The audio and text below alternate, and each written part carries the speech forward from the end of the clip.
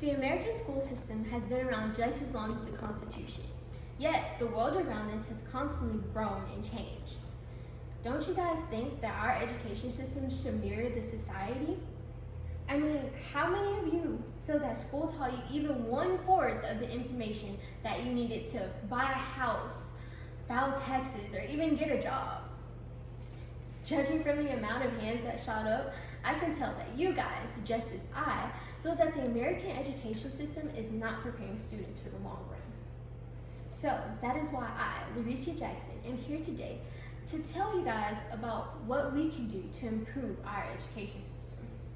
I've done extensive research on this topic and gathered information from the European Journal of Education and 2 books titled The Perspectives of Complex Global Challenges, Education, Energy, Healthcare, Security, and Resilience, written by Craig Barrett, and Creating Cultures of Thinking, written by Alan Michael.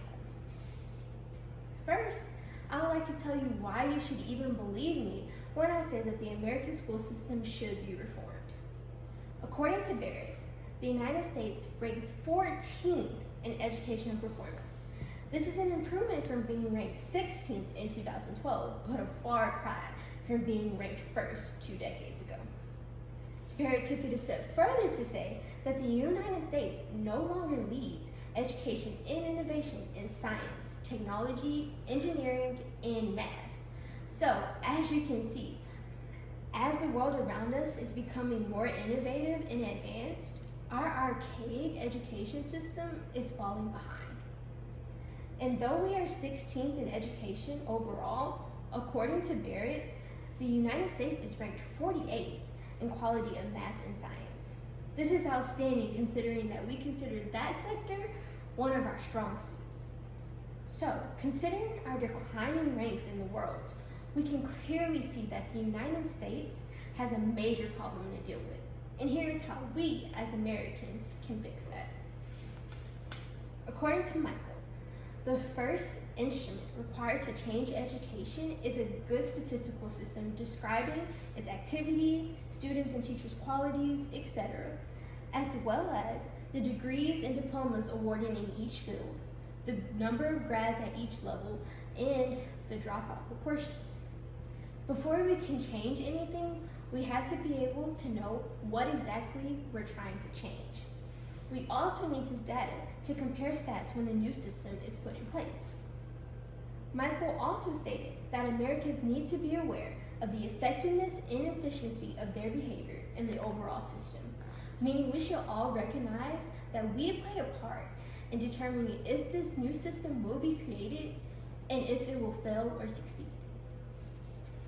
And according to Michael, a good way to do this would be to establish a strategic communication involving all citizens as early as possible in the design of the objectives of any change. This way, we can all have a say in this system and decide whether it's what we need for our future generations. I know a lot of you must be thinking, but how do we know if this new system will benefit our future generations?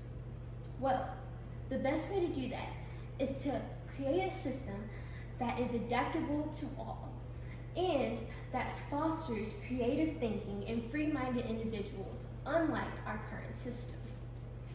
According to Richard, teachers can either facilitate a culture of thinking or act as an inhibiting challenge to that development. Currently, we do not teach students to think. We teach them to work. And if we want what's best for our society, we have to change that. The idea of working and getting a job is instilled so much in our education system.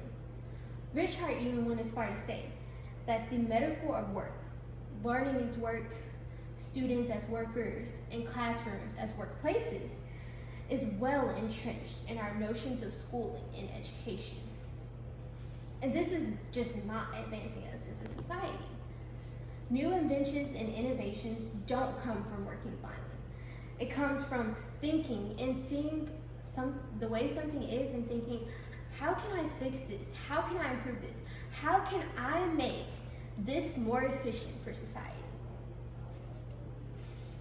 Lastly, to truly ensure our education system will benefit future generations, We need to teach the youth to truly understand the topic. And according to Richard, this means exploring a topic from many angles, building connections, challenging long-held assumptions, looking for applications, and producing for the learner what is a novel outcome. I believe that if we keep all of this in mind, America's future will be greatly improved. In closing, our education system is outdated, and if we don't make a change, other countries will surpass us. Although it seems like a lot of work and that it might not ever happen, change is slow. So for right now, we need to get representatives to push our ideas forward. We need to write up what we need focus on in schools, and most of all, we need to continue to fight for the education we know we deserve. I know it seems hopeless, but every time you get close to giving up, ask yourself, do I really want my great-grandkids learning the same curriculum as I did?